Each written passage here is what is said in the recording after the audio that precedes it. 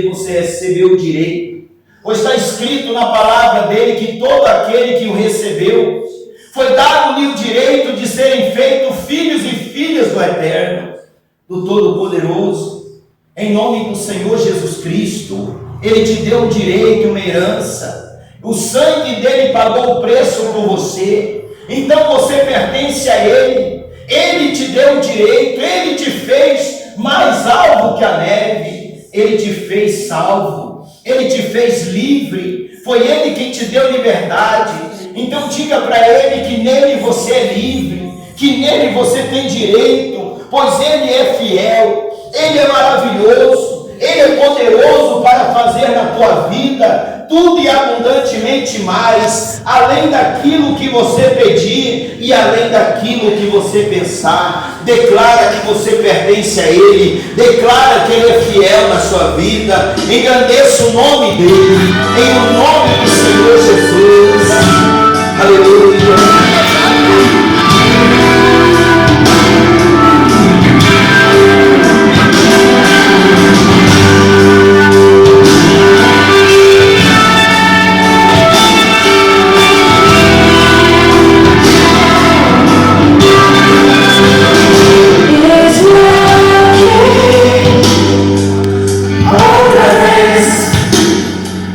Gigante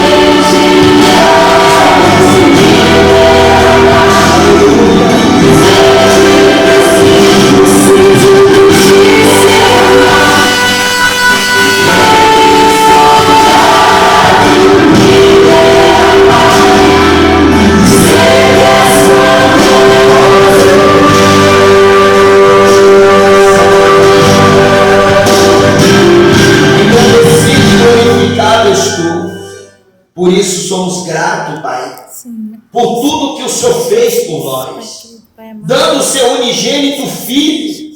Não esquecemos do amor do Senhor, porque está escrito na tua palavra que o Senhor amou o mundo de tal maneira que deu o seu unigênito Filho, para que todo aquele que nele crê não pereça, mas tenha a vida eterna. Com grande sacrifício foi o que o Senhor fez por nós, para que hoje não precisássemos sacrificar coisa alguma, mas sim obedecer a tua palavra, porque está escrito que é melhor obedecer do que sacrificar. Por isso estamos aqui, Pai, diante de ti, e não é sacrifício algum estar na tua presença. Na verdade, Pai, é um privilégio estar diante de ti, no nome do teu Filho amado. É um privilégio poder dizer que te amamos.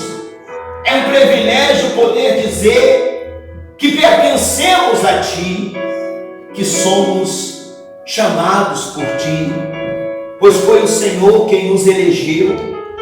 Foi o Senhor, somos a nação eleita, o povo adquirido. Foi o Senhor quem nos adquiriu através do teu sangue. Então seja glorificado, Pai, seja engrandecido, seja exaltado na vida de todos os teus filhos que aqui vieram nesta noite, porque vieram te buscar, vieram buscar a tua face. Não estão aqui por minha causa, não estão aqui por causa do homem, mas estão aqui por causa do Senhor, pois o Senhor é o único digno de toda a honra e toda a glória. Então seja glorificado nesta vida, seja glorificado nesta família, seja glorificado na vida de todos que aqui vieram.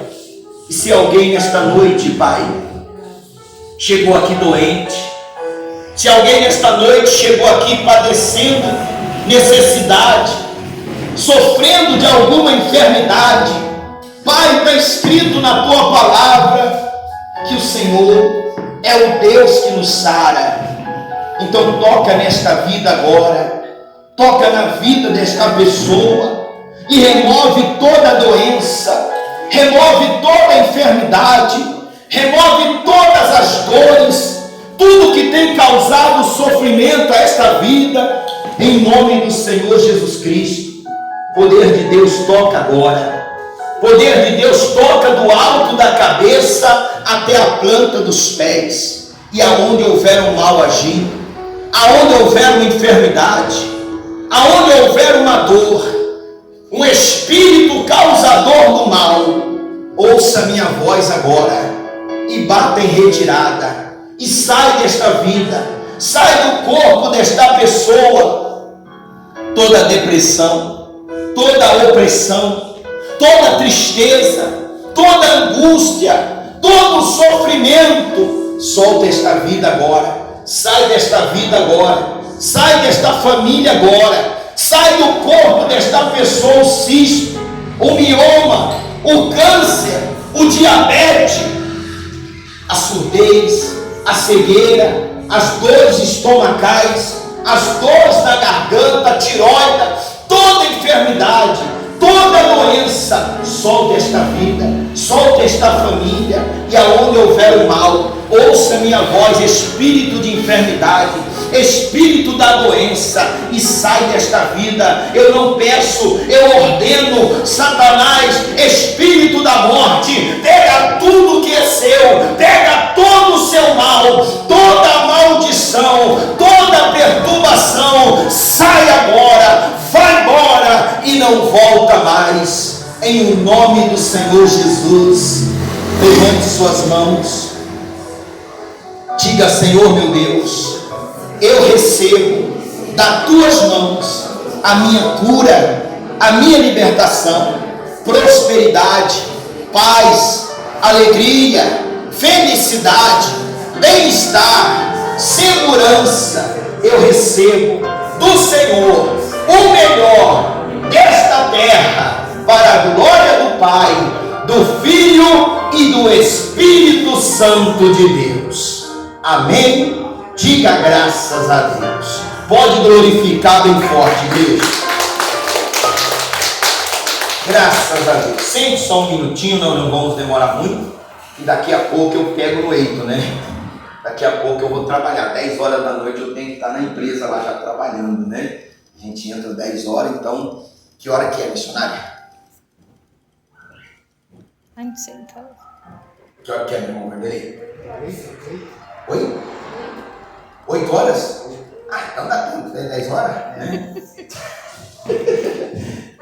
Olha só. Abra sua Bíblia. Nós vamos falar de um assunto muito importante. Abra sua Bíblia, você que trouxe a sua Bíblia. No Evangelho de Mateus. Evangelho de Mateus, capítulo 3, versículo 13.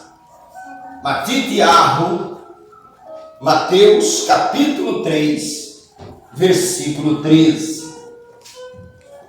No Evangelho de Marcos está escrito, no capítulo 16, versículo 16, que quem crer e for batizado será salvo.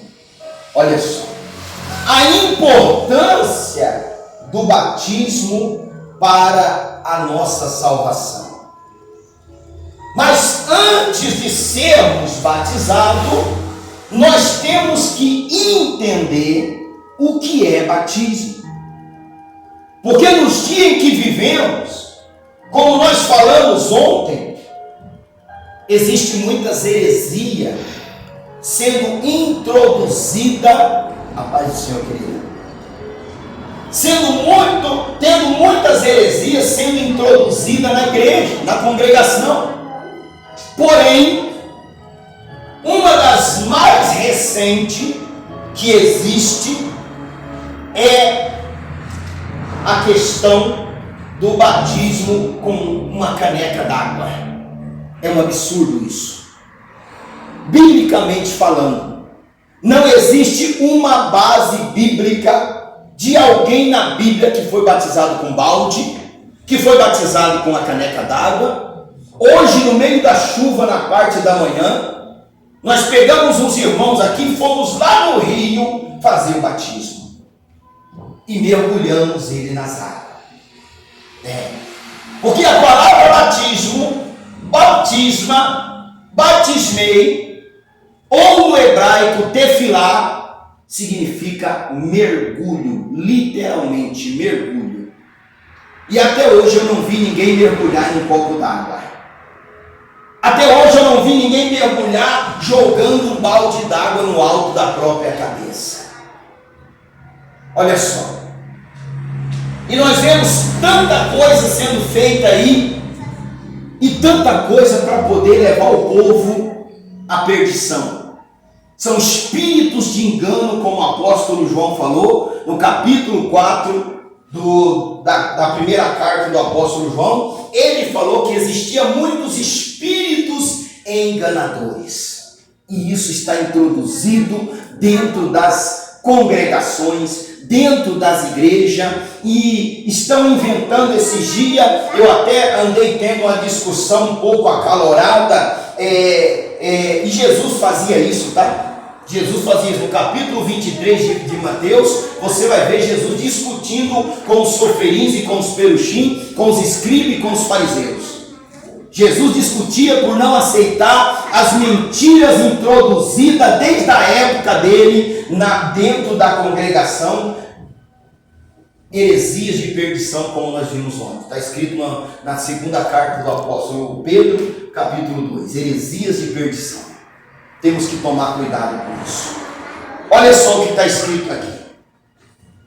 Capítulo 3, versículo 13 do Evangelho de Mateus. O batismo de Jesus. Olha aí. Então veio Yahushua, Jesus, da Galileia, ter com Yohanan, Ramakbir, o imersor, junto do Iarden, do Jordão, para ser batizado, tefilado por ele. Para ser batizado por ele. Olha só. nessa época? 30 anos de idade. Primeira coisa a respeito do batismo que você precisa saber. O batismo é ministério pessoal. O que significa isso? Alguma coisa que ninguém pode fazer por você. Batismo é ministério pessoal, como também é decisão pessoal. Ninguém pode te obrigar a ser batizado e ninguém pode impedir você de ser batizado. É ministério pessoal. Ninguém forçou Jesus para ir lá, nem Maria, nem Yosef, ninguém forçou Yeshua para ir lá e ser batizado. Ele tomou essa decisão com 30 anos de idade. Hoje uma irmã falou para mim: pastor, eu fui batizada quando eu era bebezinho. Eu falei: mas a senhora lembra disso? Eu não, minha mãe falava. O padre foi lá, me jogou num balde d'água, pegou um pouquinho, jogou na minha cabeça e disse que eu fui batizado. Mas Jesus, se fosse para ser batizado quando criança, o primeiro que deveria ser batizado seria Jesus, sim ou não? Então por que ele esperou inteirar os seus 30 anos? Porque um ser humano com 30 anos é um ser humano responsável, está apto para tomar decisões. E nós temos que aprender a tomar decisões. Nós temos que parar de ser preguiçosos, de ser dissimulados e deixar os outros tomar decisão por nós. De vez em quando alguma pessoa chega e diz: profeta, olha, o que eu faço a respeito de determinado assunto? Irmã, ora a Deus e toma a sua própria decisão. Porque muitas pessoas têm preguiça de raciocinar, de pensar, de refletir para tomar a decisão. Então eu vou lá, vou pedir para o pastor decidir por mim, porque se eu dar com a cara na parede, eu tenho quem jogar a culpa. Esse é o problema. As pessoas ficam preguiçosas e as religiões gostam disso, sabe por quê? Porque você se torna dependente da religião. E você não tem que depender de religião nenhuma. Você tem que depender somente daquele que fez os céus e a terra. Você não tem que depender do profeta. O meu trabalho como profeta é pregar a verdade, é pregar a palavra e não mandar na sua vida. Jesus Cristo chegou e foi até João Batista para ser batizado por ele. Olha só, mas João opunha-se-lhe dizendo: eu careço de ser batizado por ti, e vem tu a mim? Por que João imediatamente identificou Jesus como Filho do Eterno, como alguém que não tinha do que se arrepender? Porque o batismo é para quem reconhece que é pecador. O irmão ligou para mim: profeta, o senhor me batiza, eu sou um pecador, é por isso que você tem que ser batizado. É o batismo do arrependimento. Se você não se considera um pecador, então você não precisa ser batizado. Você vai se arrepender de quê? Yeshua não tinha pecado algum. Porém, ele tinha que nos dar o exemplo. Porque eu não posso te ensinar algo que eu não pratique. Eu não posso dizer para você ser dizimista se eu não sou dizimista. Eu não posso dizer para você que você deve ser batizado se eu não sou batizado. Primeiro eu pratico, é uma lei judaica, a lei do soferim. Primeiro eu aprendo, depois eu pratico e depois eu ensino. São os 3 passos do ensinamento. Todo soferim, todo escriba, eles tinham que primeiro aprender, depois eles praticavam e depois eles ensinavam.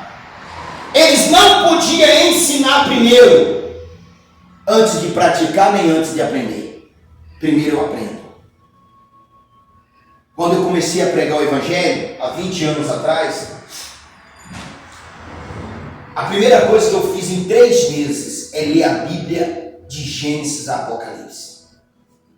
O meu pastor, na época que eu comecei com ele, eu perguntava, eu questionava muito, eu indagava muito. E isso é bom. Você tem que ser curioso, você tem que perguntar. Se você não entende algo, não faça. Eu sempre digo aqui, se você não entende alguma coisa, não faça. Primeiro você aprende, depois você pratica e depois você ensina. Qualquer dúvida, pergunte, questione. E eu perguntava muito. E um dia o meu pastor, ele estava um pouco meio bravo, não sei, devia estar meio envenenado naquele dia. E eu cheguei nele e falei, o senhor pode me explicar isso aqui? Eu quero ver se eu entendi do jeito correto. Ele virou para mim e falou, olha Monteiro, você pergunta demais, você questiona demais, por que você não vai ler a Bíblia? Aí ele se complicou. No dia seguinte eu fui no centro de Maringá, comprei uma Bíblia de estudo pentecostal, João Ferreira de Almeida, que é uma das que tem uma proximidade maior do original. Eu fui lá e comprei. E eu varava as madrugadas lendo. Eu varava as noites lendo a Bíblia. Com 3 meses eu li a Bíblia inteirinha. Li, estudei e marquei. Com 3 meses. Aí ele se complicou. Porque daí eu já não engolia mais. Não era tudo que ele falava que eu engolia, porque eu já tinha o entendimento. Aí ele se complicou. Daí eu questionava ele. Aí eu ia, e ele falava alguma coisa, eu ia dentro da palavra, mas isso aqui, pastor, me explica isso aqui. O senhor está dizendo tal coisa, mas a Bíblia está dizendo outra. Não me venha com resenha não. Primeiro você aprende, depois você pratica, e depois você ensina. Sem você aprender, sem você praticar, você não tem direito de ensinar. Olha só, por isso Jesus falava, faça tudo o que eles vos mandam, mas não faça o que ele vos faz. O que eles fazem? Porque eles ensinavam, só que eles não praticavam. Eles ensinavam, mas o testemunho dos perushim, dos soferim, dos escribas e dos fariseus era um testemunho ruim. Porque eles ensinavam, mas eles não praticavam. Entenda uma coisa, nunca, absolutamente, nunca faça algo que você não entenda. Se o profeta vai plantar um envelope, ali ele vai plantar um envelope, mas você não entendeu o propósito, não pegue. É simples assim. Profeta, eu não entendo o que é o maaser, eu não entendo o que é o dízimo, eu não sei o significado do dízimo. Não faça. Primeiro você aprende, depois você pratica. Se você fizer sem entendimento, a chance de você cair no buraco é muito grande. Por isso Yeshua falou, um cego guiando o outro cego, os dois cairão aonde? No buraco. Não entende? Pergunta, questione, indaga, seja curioso. Jesus, ele veio ter com João Batista. João Batista, ele se opunhava, ele não queria, porque ele sabia. E por que ele sabia? Ele tinha distinção entre aquilo que era do eterno e aquilo que não era. E Yohanan Hamakbil, João Batista, ele foi batizado com o Espírito Santo ainda no ventre da mãe. Por mais que Jesus era o Filho do Eterno, era fruto do Espírito Santo, porém, até neste dia, Jesus não tinha sido batizado com o Espírito Santo. É tão importante o batismo com o Espírito Santo. É o terceiro nascimento. Durante a nossa vida terrena, nós temos que nascer 3 vezes e nós temos que morrer 3 vezes. O primeiro nascimento, eu sei que você já nasceu, que é do homem natural para o homem natural. Você passou 9 meses mergulhado em uma bolsa de líquido, de água, no ventre da sua mãe.